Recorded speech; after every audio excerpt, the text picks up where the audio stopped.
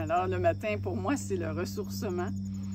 Et puis, je ne cherche pas à faire le vide parce que pour moi, c'est plutôt le contraire. C'est plutôt faire le plein. Tu sais, je me dis, je me souviens quand j'enseignais la musique, justement, j'avais des vers d'oreille qu'on appelle des petites phrases, des petites chansons qui me revenaient d'une façon incroyable. Puis la seule façon de défaire ça, c'était d'écouter pendant 20 minutes de la musique classique.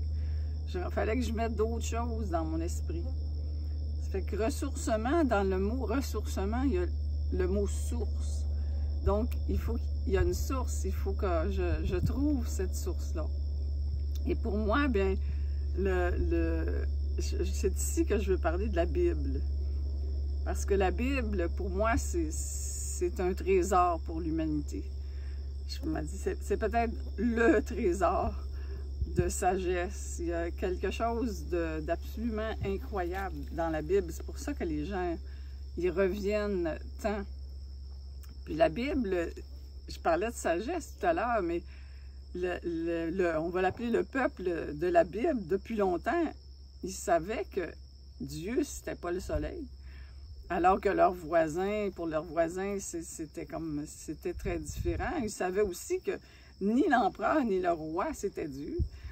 Donc, cette sagesse-là attirait même d'autres peuples. Fait que pour moi, dans la Bible, c'est une source de sagesse, de vie.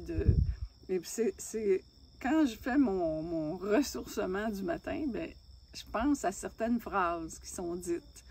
Là, je pense en lien avec la source, à Jésus qui parle avec la Samaritaine, qui dit « Si vous saviez le don de Dieu », et il dit « Vous viendriez me voir, vous me demanderiez à boire, parce qu'il dit « Qui vient à moi n'aura jamais soif ».